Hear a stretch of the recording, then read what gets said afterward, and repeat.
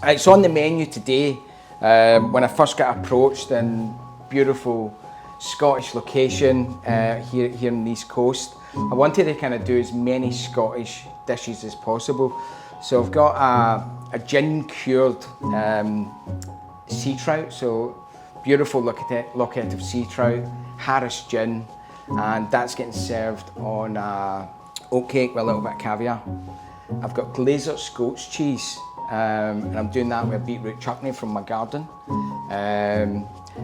We've also got Cullen Skink. So Cullen Skink is Scotland's most famous soup, very similar to like a New England chowder.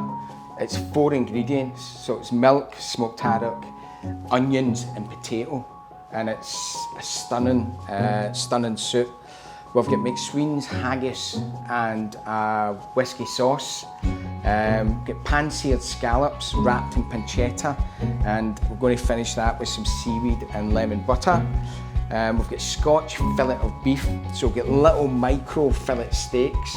I'm going to serve that with mushroom puree on toasted brioche, and I've got little what's called gaufrette potatoes, so the crisps, the crisps. And I am doing mini chocolate fondant with Glava and Persia strawberries.